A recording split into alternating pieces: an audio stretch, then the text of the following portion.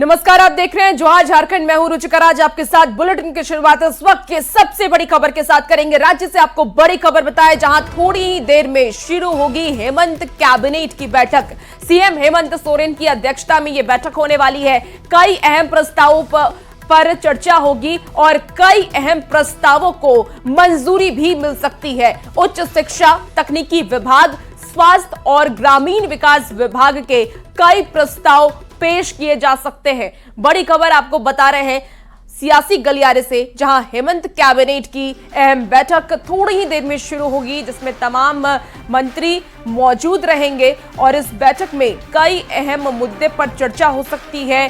कई अहम प्रस्तावों को मंजूरी मिल सकती है, जिसमें सबसे अहम उच्च शिक्षा तकनीकी विभाग को कैसे आगे बढ़ाया जाए, इस पर चर्चा होगी। स्वास्थ्य और ग्रामीण विकास विभाग में आगे कैसे काम करें ताकि झारखंड प्रगति के रास्ते पर चले, इस पर चर्चा होगी। हेमंत सोरेन की अध्यक्षता में आज कैबिनेट की 11 बजे बैठक बुलाई गई है।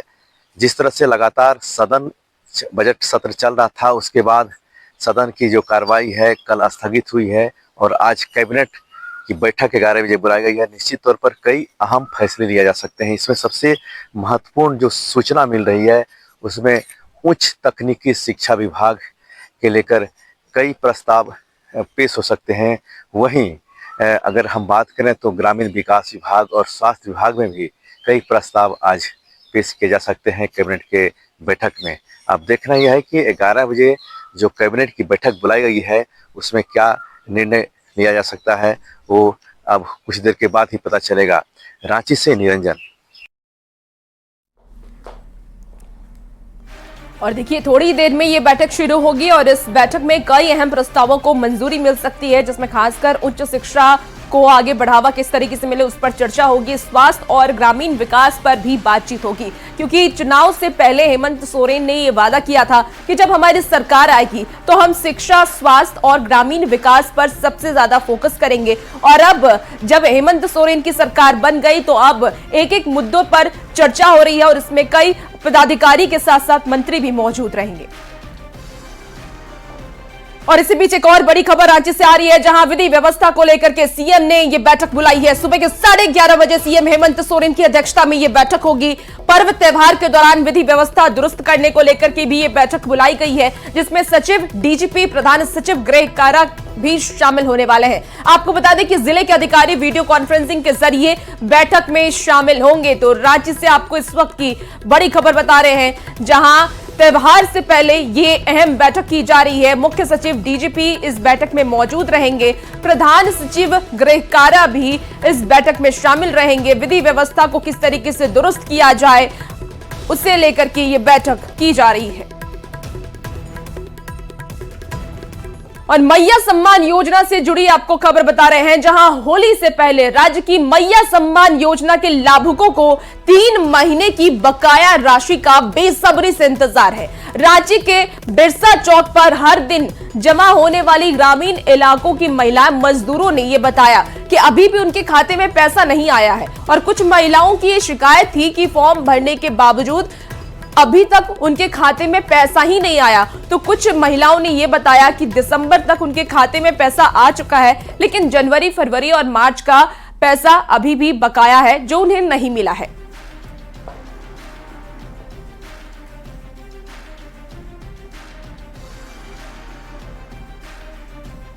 होने में 72 घंटे बाकी है, लेकिन मैया सम्मान योजना के लाभुकों का इंतजार अभी भी बाकी है। हम इस समय मौजूद है राजधानी रांची के बिरसा चौक पर, जहां देख सकते हैं कि बड़ी संख्या में राजधानी रांची के आसपास के ग्रामीण इलाकों से महिला मजदूर राजधानी पहुंचती हैं, इस उम्मीद में कि राजधानी में उन्हें कुछ काम मिलेगा, 2 पैसे आएंगे तो घर बार चलेगा। लेकिन तमाम ये जो चेहरे आप देख रहे हैं, तमाम चेहरे मैया योजना के लाभुक हैं। हम तमाम लाभुकों से बात करेंगे कि मोबाइल में क्या मैया योजना का पैसा आया है, नहीं आया है, तो फिर क्यों नहीं आया है? पैसा आया है मैया सम्मान योजना का?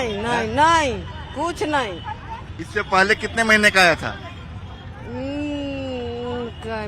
5-6 महीना तो हो गए। भरे मगर नहीं आया। आप दीदी, आपका आइए नहीं गए थे तो क्या कहोगे पोलियो के पैसा मैया योजना का पहले कभी आया था? नहीं आया है, एक दफे भरे हैं उसके बाद आइए नहीं किया है तो क्या जब करें? से आप मैया योजना का फॉर्म भरे हैं तब से एक बार पैसा नहीं आया है हम लोग को। नहीं आया है। नहीं, आपको 2 बार आया है। 2 बार आया है। अभी 3 महीने का जो बकाया सीएम ने कहा है कि नहीं आया है। मेरा तो एको बार नहीं आया है भैया, एको बार नहीं आया है। फॉर्म भरा था आपने? हाँ भरे हैं। मेरा आया है 3 किस्त आया है मेरा। आया, अभी 7500 आया है। नहीं आया है। पैसा नहीं आ रहा है, क्यों नहीं आ रहा है बताइए? हाँ? एको बार नहीं आया। वोट ले लिया और काहे नहीं दे रहा है हम लोग को पैसा? मैया योजना का पैसा आया? नहीं, अभी तक तो नहीं आया है। कहाँ की रहने वाली हैं आप? न्यू कॉलोनी जगन्नाथपुर की। हाँ। हाँ, तो इससे पहले कभी पैसा आया हो? दिसंबर में आई थी 1 किस्त, हाँ। 2500 रुपया, उसके बाद नहीं आई है। दिसंबर के बाद नहीं आया। कुछ लोग कहते हैं कि पैसा कभी आया ही नहीं, कुछ लोग बता रहे हैं कि पैसा पिछली बार दिसंबर महीने तक आया था, लेकिन रांची के जो ग्रामीण इलाकों की महिलाएं, खासकर बिरसा चौक पर जिनसे हमने बात की, उन्हें अभी भी मैया सम्मान योजना का जनवरी, फरवरी और मार्च का जो 7500 रुपए की राशि है, जो होली से पहले देने का वादा है, अभी तक नहीं मिला है। कैमरामैन संत के साथ संजय कुमार सिन्हा, न्यूज 18 रांची। और राजधानी राज्य से एक और बड़ी खबर आ रही है, जहां अमन साहू के 3 गुर्गों को भी गिरफ्तार कर लिया गया। रांची पुलिस के हत्थे चढ़े हैं 3 अपराधी। रांची के बरियातू थाना क्षेत्र में कोयला कारोबारी विपिन मिश्रा पर हमले के बाद ही अमन के करीबियों पर पुलिस की नजर अब तेज हो गई है। आपको बता दें कि कुल्लू बंगाली, अजय सिंह और वसीम अंसारी को पुलिस ने गिरफ्तार कर लिया है। आरोपियों के पास से 1 पिस्टल, 2 देसी कट्टा और 1 बाइक भी बरामद हुआ है। हमारे साथ न्यूज 18 संवाददाता ओम प्रकाश इस वक्त जुड़ चुके हैं। ओम प्रकाश, देखिए अब लगातार पुलिस एक्शन में नजर आ रही है। अमन साहू के एनकाउंटर के बाद अब 3 और अपराधियों को पुलिस ने गिरफ्तार कर लिया है। क्या पूरी जानकारी है? बता दें कि अमन साहू से रिलेटेड जो भी उसके गुर्गे रहे हैं, जो भी सहयोगी रहे हैं, अब तक जो झारखंड पुलिस के द्वारा 30 लोगों की लिस्ट तैयार की गई है और एटीएस को भी ये लिस्ट सौंपी गई है और पूरे तमाम जिलों के साथ कोऑर्डिनेट कर एटीएस और पुलिस जो है वो कार्रवाई कर रही है। इसी फहरिस्त में अगर 3 लोगों की बात की जाए जो रांची में मौजूद थे, उन 3 आरोपियों को गिरफ्तार किया गया है और फिलहाल इन तीनों से पूछताछ भी की गई है। कोई और जानकारियां भी निकाली जा रही हैं ताकि इन आरोपियों के माध्यम से जो इस गैंग में जुड़े हुए अन्य लोग हैं उसकी जानकारी आ सके और उन लोगों को भी गिरफ्तार कर इस पूरे नेक्सस की कमर जो है वो तोड़ी जा सके। इसे लेकर पुलिस जो है वो कार्रवाई कर रही है। बता दें कि अमन साहू के साथ साथ अगर बात की जाए तो हाल फिलहाल के दिनों में कुछ और गैंग्स हैं जो कि झारखंड पुलिस के रडार पर हैं, जिसमें कि प्रिंस खान भी मौजूद है। इसके साथ ही अमन श्रीवास्तव, सुजीत सिन्हा जैसे जो गिरोह हैं, इन तमाम गिरोह पर भी कार्रवाई जो है आने वाले दिनों में देखने को मिलेगी। बिल्कुल ओम प्रकाश, देखिए अब पुलिस एक्शन में है और ऐसे में 3 और अपराधी को पुलिस ने गिरफ्तार किया है। उन अपराधियों के पास से क्या कुछ सबूत पुलिस को बरामद हुए हैं, क्या जानकारी है? जी, फिलहाल जो पुलिस की तरफ से जानकारी दी गई है वो पूर्व से ही अमन साहू से जुड़े हुए थे। उसके पैसों की, जो कि कुल्लू बंगाली है, उसके आर्थिक स्रोतों से आए हुए पैसों को भी ठिकाने लगाया करता था। तो कुल्लू बंगाली जो कि समीर कुमार बागची है, उसे गिरफ्तार किया गया। तो इसके साथ ही जो अन्य 2 लोग बिल्कुल ओम प्रकाश, और पुलिस को एक बहुत ही बड़ी ये कामयाबी मिली है। आप नजर बना के रखिए, तमाम अपडेट आपसे लेंगे। बहुत शुक्रिया जानकारी के लिए। वहीं अमन साहू एनकाउंटर मामले पर सियासत भी अब तेज हो गई है। बीजेपी नेता अशोक बाद एक ने कहा कि यूपी मॉडल की ये लोग सराहना करने लगे हैं और 5 साल पहले अगर ये मॉडल अपनाया जाता तो ये हाल झारखंड का होता ही नहीं, जिस पर कांग्रेस ने पलटवार किया है। मॉडल को आलोचना करने वाले लोग, यही कांग्रेस, झारखंड मुक्ति मोर्चा, आरजेडी और इंडिया अलायंस के साथी, ये हर बार योगी मॉडल को नकारते थे, आलोचना करते थे। आज अंतिम में इनको योगी मॉडल को ही अपनाने की जरूरत पड़ रही है। अगर यही योगी मॉडल अगर ये 6 साल 5 साल पहले अपनाते तो झारखंड की इतनी दुर्दशा नहीं होती, लॉ एंड ऑर्डर इतनी खराब नहीं होती, अपराधियों के अंदर में डर का खौफ रहता और इस तरह की क्राइम की घटनाएं झारखंड में नहीं बढ़ती। आज अंतिम में इन लोगों को योगी मॉडल अपनाने की जरूरत पड़ रही है, यानी योगी मॉडल को हर जगह नकारने वाले लोग आज योगी मॉडल को ही अपना रहे हैं। यह हमारी प्रशासन की संजीदगी है। मॉडल का नाम भारतीय जनता पार्टी दे सकती है, लेकिन हम किसी मॉडल का नाम नहीं देते। हम ये कहते हैं कि ये झारखंड का मॉडल है। यह झारखंड पुलिस की संजीदगी का मॉडल है। और स्वाभाविक तौर पे अगर वो ढेर नहीं होता तो वो भाग जाता, तब ये लोग फिर भारतीय जनता पार्टी के लोग छाती पीटते। तो हमें ये समझ में नहीं आता कि आखिर ये लोग चाहते क्या है। विधि व्यवस्था कैसे बेहतर बने, सरकार और प्रशासन पूरी तरह से इस दिशा में संजीदा है। और गैंगस्टर अमन साहू के पलामू में पुलिस एनकाउंटर में मारे जाने के बाद रामगढ़ पुलिस अब हाई अलर्ट मोड में है। देर रात रामगढ़ एसपी अजय कुमार के नेतृत्व में रामगढ़ उपकारा में छापेमारी की गई। एसपी को सूचना मिली थी कि जेल में अपराधी मोबाइल का इस्तेमाल कर रहे हैं। इस पूरी खबर पर ज्यादा जानकारी दे रहे हैं न्यूज 18 संवाददाता जावेद खान। अमन साहू के पलामू में पुलिस के साथ इनकाउंटर में मारे जाने के बाद रामगढ़ पुलिस हाई अलर्ट पर है। देर रात्रि को रामगढ़ एसपी अजय कुमार और एसडीओ के नेतृत्व में रामगढ़ उपकारा में औचक छापेमारी की गई।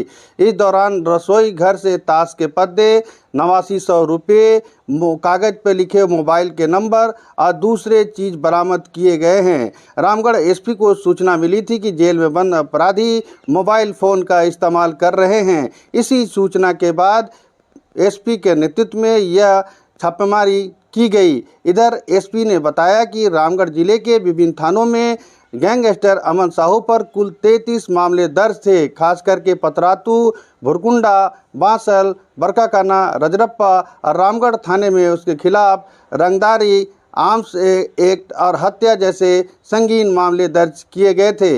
यह भी बताना चाहेंगे कि गैंगस्टर अमन साहू की जुर्म की शुरुआत पतरातू के बिरसा मार्केट से ही शुरू हुई थी। यहां पर वह एक मोबाइल का दुकान चलाया करता था और वर्ष 2012 में उसने यहां पर सीमेंट फैक्ट्री में पहली बार गोलीबारी करके अपराध की दुनिया में कदम रखा था। इधर गैंगस्टर अमन साहू के मारे जाने के बाद रामगढ़ पुलिस विशेष एहतियात बरत रही है। जावेद खान, न्यूज 18 रामगढ़।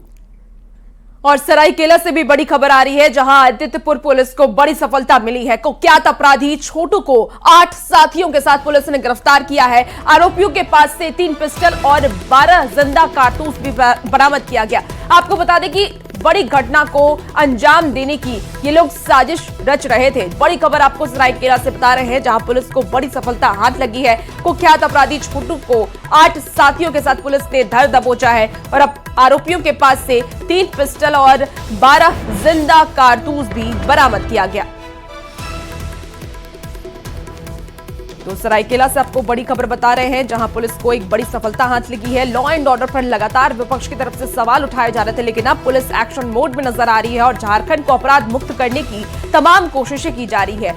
बड़ी घटना को अंजाम देने वाले अपराधियों को पुलिस ने गिरफ्तार कर लिया है और उनके पास से 12 जिंदा कारतूस और 3 पिस्टल भी बरामद किया है। बता दें आपको कि छोटू के साथ साथ 8 उनके जो साथी थे, जो बड़ी घटना को अंजाम देने वाले थे, उसे भी गिरफ्तार कर लिया गया।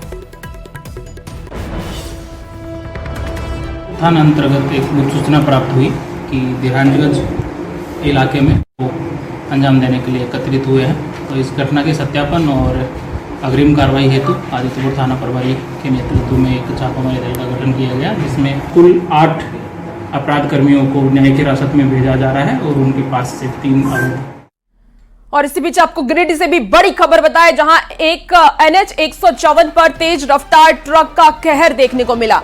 पत्थर लदा ट्रक दीवार तोड़कर घुसा और 4 दीवारी का अंदर वो चला गया। आपको बता दें कि बाल बाल इसमें लोगों की जान बच गई है। स्थानीय लोगों का ये आरोप है कि नशे के धुत में होकर ट्रक का ड्राइवर ट्रक चला रहा था और घटना के बाद ट्रक ड्राइवर और खलासी वहां से फरार हो गया। तस्वीरें भी इस वक्त टीवी स्क्रीन पर आप देख पा रहे हैं। गिरिडीह की ये खबर है, जहां NH 154 पर तेज रफ्तार ट्रक दीवार तोड़ करके अंदर घुस जाता है। हालांकि इसमें किसी की जान का कोई खतरा नहीं हुआ है किसी को भी, और ट्रक ड्राइवर और खलासी वहां से मौका देख के फरार हो गया। बताया ये जा रहा है स्थानीय लोगों के हिसाब से कि ट्रक ड्राइवर नशे की हालत में ट्रक चला रहा था।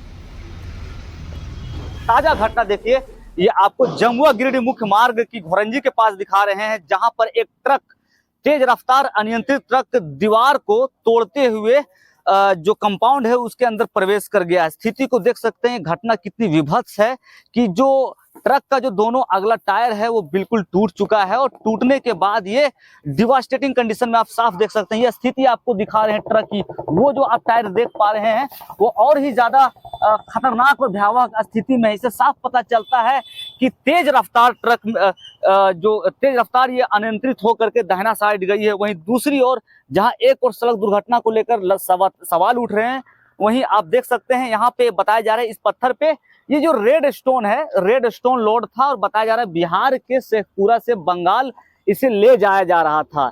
इसी दौरान ये घटना घटी है।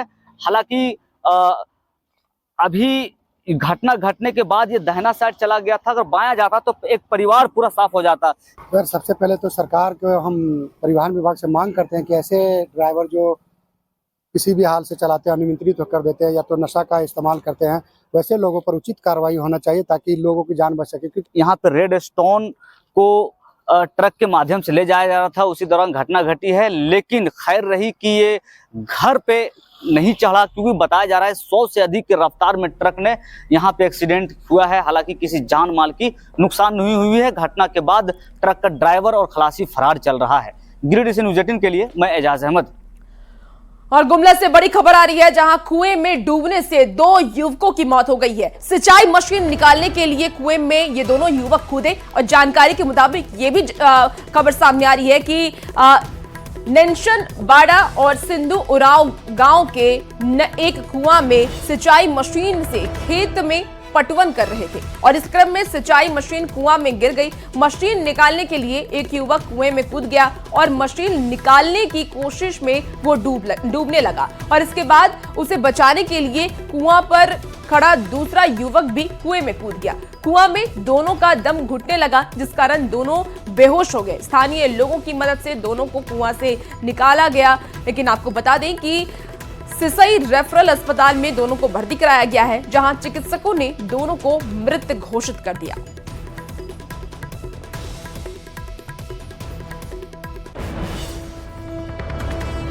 तो पहले निकाला है, निकालने के क्रम में कुआं में बुरी तरह से पेट्रोल का गैस भर गया। तो उनको जब हम लोग निकालने के लिए घुसे तो निकालने के क्रम में ही वो लोग पानी के नीचे बैठ गया। बैठ के कहे कि घर में कोई आदमी लोग था नहीं, सब कोई लेडीज लोग थी। हम लोग भी गुमला से आए हुए थे, लेकिन ये देखते देखते ही एकदम पानी में दोनों बच्चे एकदम नीचे बैठ गए और पानी भी बहुत ज़्यादा था।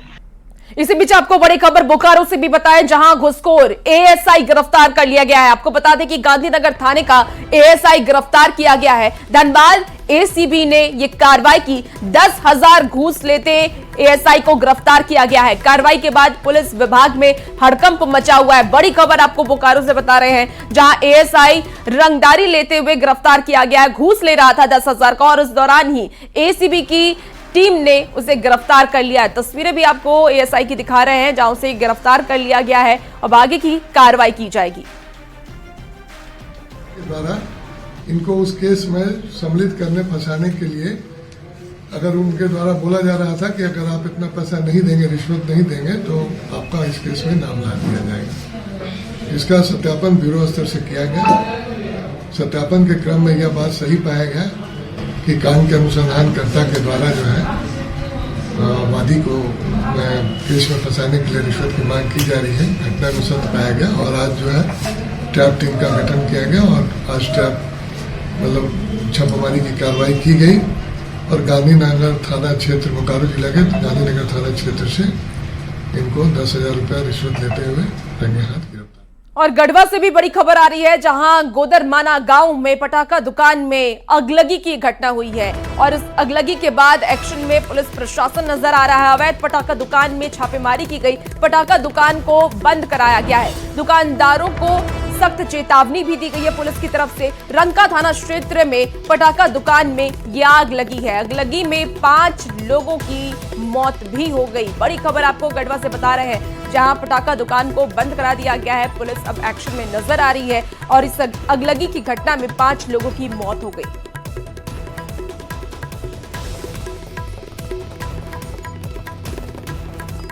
और खबर अब गढ़वा से है, जहां के कांडी थाना क्षेत्र के सुंडीपुर गांव में एक महिला दुकानदार को गोली मारने की कोशिश की गई। सिगरेट लेने के मामूली विवाद में 3 बदमाशों ने गोली मारने की कोशिश की। हालांकि घटना में महिला दुकानदार बाल बाल बच गई। घटना की जानकारी मिलने पर पुलिस मौके पर पहुंची और मामले में तुरंत कार्रवाई करते हुए तीनों को हैदरनगर थाना क्षेत्र में से गिरफ्तार किया। तीनों आरोपियों पर लूट, आर्म्स एक्ट और बलात्कार के कई मामले दर्ज हैं। तीनों गिरफ्तार आरोपियों के पास से कार से लूटे गए मोबाइल और 4 जिंदा कारतूस भी बरामद हुआ है। थोड़ी देर के बाद फिर 3 लड़के, इसमें कि पहले वाले 2 लड़के और एक और लड़का साथ में, ये 3 लड़के वहां आए और उन्होंने वो महिला को लक्षित करते हुए एक फायर किया। महिला को गोली नहीं लगी और फायर करके वहां से फिर भाग गए। उन लड़कों की पहचान हेतु सटीक जानकारी ली गई और जानकारी लेने के पश्चात इस घटना में शामिल तीनों लड़कों को अलग अलग स्थानों से गिरफ्तार किया गया। इन 3 लड़कों में 2 का आपराधिक इतिहास पाया गया है। ये तीनों हैदरनगर पलामू के रहने वाले हैं। और हजारीबाग से भी आपको बड़ी खबर बताएं, जहां चरही के चितपूर्णी स्टील प्लांट में ब्लास्ट का ये मामला सामने आया है। इलाज के दौरान एक मजदूर की मौके पर ही मौत हो गई। बीते दिनों चितपूर्णी स्टील प्लांट में ये ब्लास्ट हुआ था।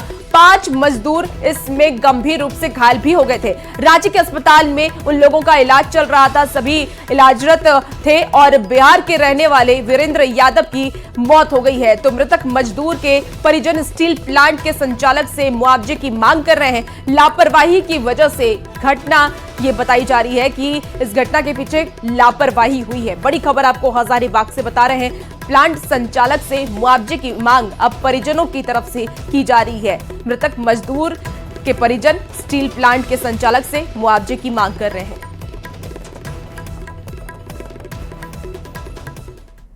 और अब बात मौसम के मिजाज की करते हैं। मौसम से जुड़ी हुई आपको बड़ी खबर बताएं, जहां झारखंड में लगातार मौसम का मिजाज अब बदल रहा है। आने वाले दिनों में तापमान में बढ़ोतरी होगी। 3 से 5 डिग्री सेल्सियस तक तापमान में बढ़ोतरी हो सकती है। मौसम विभाग ने इसे लेकर के अलर्ट भी जारी कर दिया गया है। मौसम विभाग की तरफ से यह भी जानकारी दी गई है कि हल्के बादल भी छाए रहेंगे और इसे लेकर भी मौसम विभाग ने अलर्ट जारी किया है। तो आने वाले समय में मौसम का मिजाज झारखंड में बदल सकता है। मौसम विभाग ने इसे लेकर अलर्ट जारी किया। आज मौसम शुष्क रहेगा और तापमान में 2 डिग्री बढ़ोतरी के अनुमान है।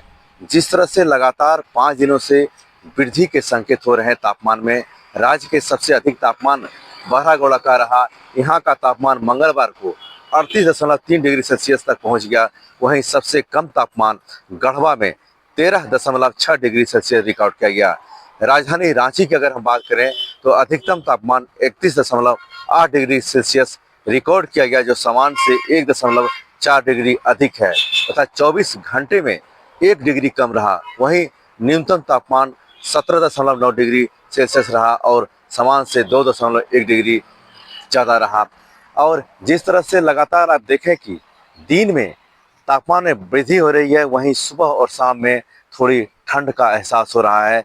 निश्चित तौर पर अगले 1 सप्ताह में मौसम में बदलाव होगा और तापमान में बढ़ोतरी होगी और गर्मी का एहसास होगा। रांची से निरंजन। और इसी बीच आपको बड़ी खबर बताएं, जहां एनटीपीसी डीजीएम कुमार गौरव हत्याकांड मामले में बड़ी खबर आ रही है। आपको बताएं कि कुमार गौरव की पत्नी की विशेष मांग है। एनटीपीसी के प्रबंध निदेशक को उन्होंने पत्र लिखा। एनटीपीसी के डीजीएम पद पर ही नौकरी करने की मांग की है। तो एनटीपीसी कर्मचारी संगठन का भी मिल रहा है उनको साथ। 8 मार्च को ड्यूटी जाने के दौरान एनटीपीसी के डीजीएम कुमार गौरव की हत्या की गई थी और इसी हत्या की जांच को लेकर के कल पहुंचे थे झारखंड के डीजीपी हजारीबाग, जहां हत्याकांड का जल्द खुलासा डीजीपी की तरफ से किया जाएगा। उन्होंने ये बात की है। तो बड़ी खबर आपको बता रहे हैं हजारीबाग से। एनटीपीसी के प्रबंध निदेशक को पत्नी ने पत्र लिखा है। आपको बता दें कि इसको लेकर के उन्होंने कई मांगे भी की है।